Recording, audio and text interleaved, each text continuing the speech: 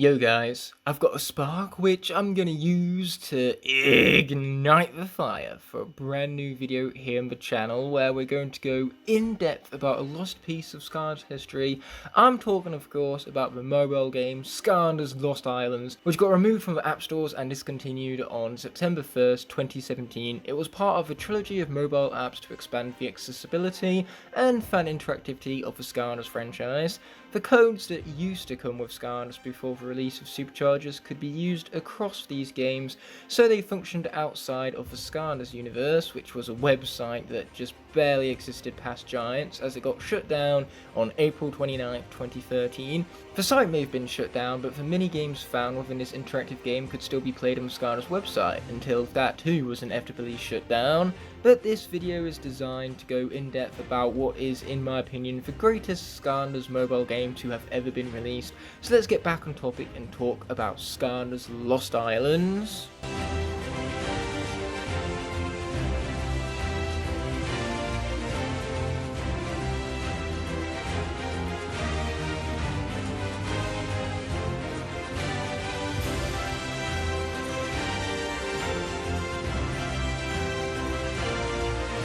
Skylanders Lost Islands released for iPod, iPhone and iPad on October 6, 2012, a mere 11 days before the release of Skylanders Giants.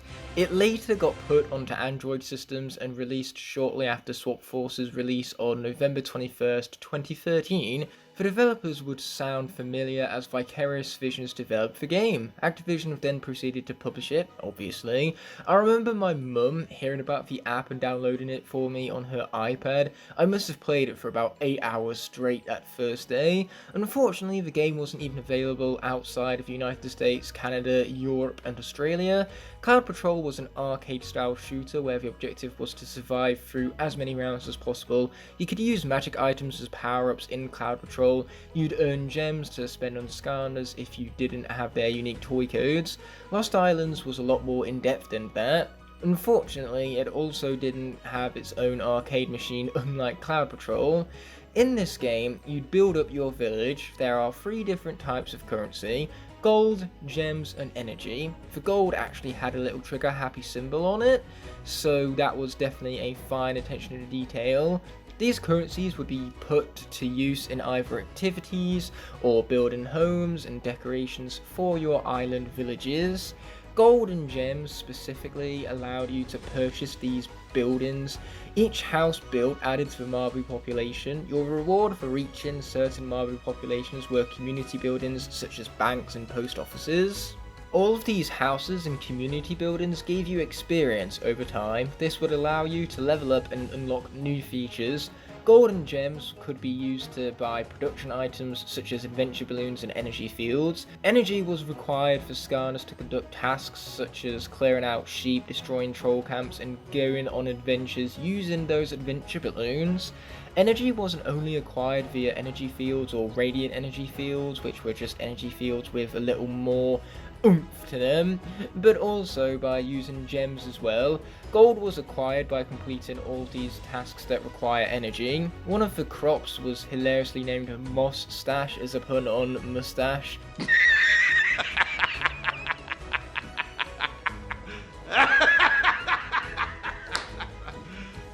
You serious? So Lost Islands maintains Skylanders' style of humour.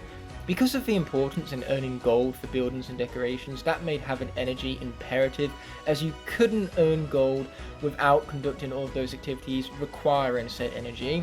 Similar to both the 3DS games as well as Cloud Patrol, there is an element of the day feature, where using a Skylander who matched the element of the day would let players garner extra experience and coins for activities.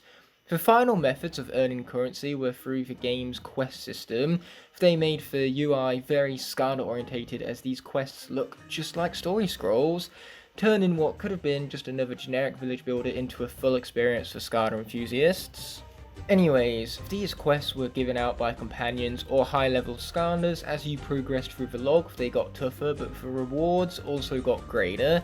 Some quests were time-based and you had to complete them within a certain amount of time, otherwise you failed them and had no chance of returning to complete it. Once these quests were gone, they were gone for good. That is a basic summary of the game. at a glance. With every update came new features to expand upon the gameplay and give you new methods of doing things. It kept the game feeling fresh and never underwhelming in content. But how could the developers continue to create new assets for the game if players were able to download the app for free? Well, when you first opened up the game, you had this news scroll. It often showcased new features, but there were also ads for games that sponsored Lost Islands. It made revenue through those advertisements as well as through microtransactions, as players could spend real money to buy gems in-game. This is a companion app to go alongside the main console experience rather than replace it. It offers something you don't get from that experience, so therefore experiencing both of them together elevates the experience of either or. Lost Islands gave us exclusive alter egos. They were specifically designed Skylander variants to celebrate special occasions, mainly holidays. Just like the app itself, this video has a companion short video which released alongside it, looking at every single one of these alter egos. For now, you just need to know that they were really cool, and an extra detail for developers didn't need to include, and yet they did so anyway. They truly did give you motivation to throw your wishing stones into the wishing well. The wishing well mechanic even inspired the mechanic of the same name in Skylanders Superchargers. Ironically, the game where they stopped making new content for this mobile game. They continued adding in new Skylanders as the annual releases kept going, so all the way up to Trap Team, where they added the entire Trap Team cast to the game, and even 20 villains to coincide with the game's release. This led to King Cobra being the final addition made to this game. He was hidden though, and could only be unlocked via codes or the figurine itself in conjunction with a Bluetooth portal you got in the Battleground Starter Pack.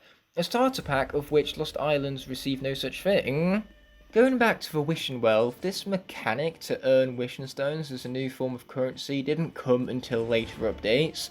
These stones could be thrown into the wishing well and they would give you all sorts of rewards varying from experience to gold or energy, and perhaps even gems from time to time.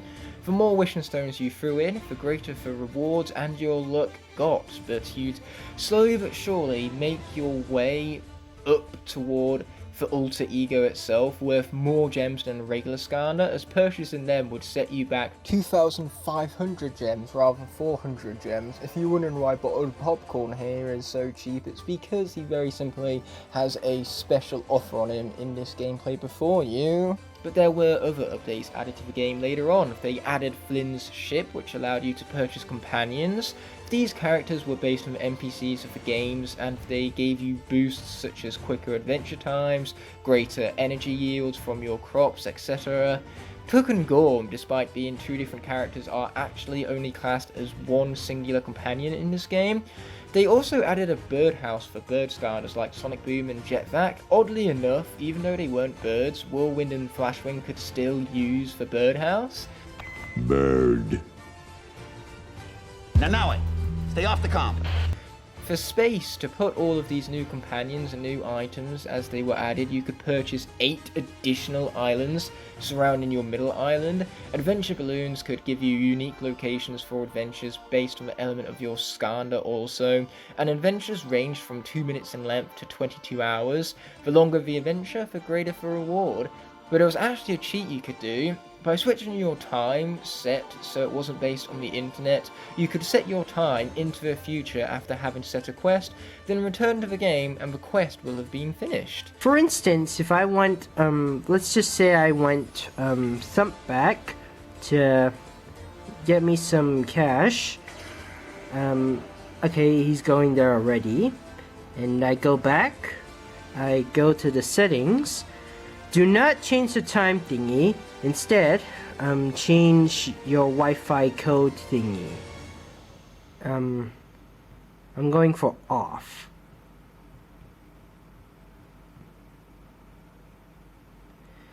Now to go back to Sky. Now to go to the general settings. Go to date, time, and go to from March 17th to March 18th. Go back to Lost Islands, and you get to do the cheat thingy without any interference. See, now I can get more, I can get gem I can try and get gems quickly with the top prizes and stuff like that. Be sure to check everything before you even click on anything, because if you want to keep your time stuff, you do not select anything, because if you do, they'll start a new time, and if you go backwards, they'll take longer they'll take longer they'll take longer before they are available to click on. So now once you checked everything, I'm gonna go back to settings and change the settings back to the way they were, and everything remains the same. Unfortunately, a lot of the gameplay here was sitting around and waiting, so I'd spend a great deal of my time when playing this game just logging in for daily rewards, claiming all my timed rewards from buildings and adventure balloons, then setting up new quests and logging off only to rinse and repeat this process for next day. But easily my favourite feature was for island customization. That was the beauty of this game. You could create and decorate the islands in whichever way you please. This made every village feel unique to the player as they personalised it, and having a unique village is a great feeling, knowing it's unlike anybody else's. It's a shame there wasn't any village sharing features in the app itself. It's also a shame because it's shut down and I can't access my village to show you what I made. I remember being so proud of it too, sometimes spending hours moving things about to make everything look personal and perfect to me on a personal scale. For an extra added detail, Skylanders would roam the islands and cheer when you touched them. It also made it quite easy to set them off on adventures, as you could just drag them to air balloons. Skylanders first introducing Trap Team as well as minis and companions made a boing sound when touched rather than a cheer sound. This all begs the question, how did the developers justify this world and all of this gameplay? While the war against Chaos caused the destruction of many Marbu villages, luckily there are secret hidden islands lost to time. Now with the discovery of these lost islands, the Marbu need our help and the help of the Skylanders to build up their new home. A perfectly good enough excuse for the game's existence if you were to ask me. Now shut up, I don't care about the story, I just want to tackle this addictive gameplay loop. This game knew its purpose and executed upon it perfectly. Who needs a large, in-depth story for a free-to-play mobile village build for Pete's sake? The best part is that the in-game purchases weren't necessary. Everything was easy enough to unlock and play with enough grinding, which wasn't even as excessive as Ring of Heroes either. Actually, buying physical Skylanders also made the game easier, as it gave you the codes to unlock these same Skylanders in the game, so that could add up to the price and the value of paying for the Skylanders in the first place. But those codes were just additional extras. What you bought Skylanders for in the first place was the console experience. After the final update, there were 214 Skylanders, 50 companions and 20 villains in all. Unfortunately, there was one Skylander never added, even though he came out before Skylander Superchargers, and that is Gnarly Barkley. Specific reposes like Blizzard Chill, Short Shot Shroom Boom, Full Blast Jetpack and Fizzy Frenzy Pop Fizz appeared as variants in this game. Otherwise, you could use alternative forms for Skylanders to unlock them in this game, such as Light Core Prison Break for Prison Break. You didn't necessarily need the Series 1 code for him. Variants you did, however, and those reposes previously mentioned you also needed the separate specific codes for. It was sad to see such a staple of my childhood vanish from existence like Lost Islands did, but to put things into hindsight, Lost Islands was the longest living spin-off Skylanders mobile game, receiving a healthy lifespan of slightly over 5 years, even still existing around for release for Imaginators. But the game didn't receive further updates past May of 2015, so technically whilst the game wasn't shut down until over 2 years later, its lifespan was still cut short to just under 4 years. It was also only 1 month where alter egos were released consistently, and that's May, as we received Buddy Wrecking Ball, Builder Grillagilla and Gourmet Gusto released in May of 2013, 2014 and 2015 respectively. All other months didn't have an alter ego for every year the game was running. I can't help but review this game high, as a Skylanders fan of this delivered a personal experience and plenty of elements to gush over. I got over 4 years of raw enjoyment from it, and I've retired from this game with nothing but pleasant memories, though I do wish I was one of those kids who stole their parents' credit card to buy gems on the app, just so I could have been a little more rebellious like my sister for once.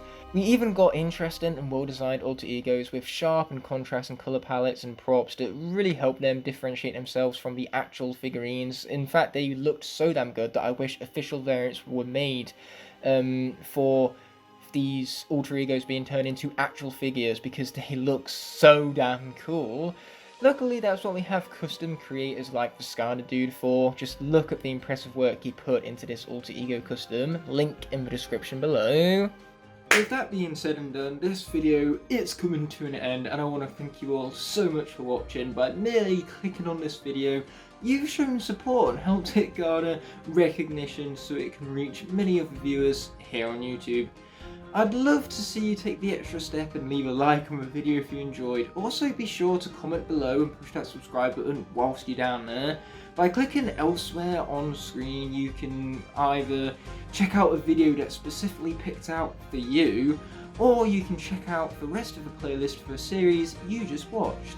Before ending off, I'd like to thank all of my Blazing Knights and Scorching Dragons whose support helped make these videos possible. I'll be seeing you in the next video, and until that moment arises, peace!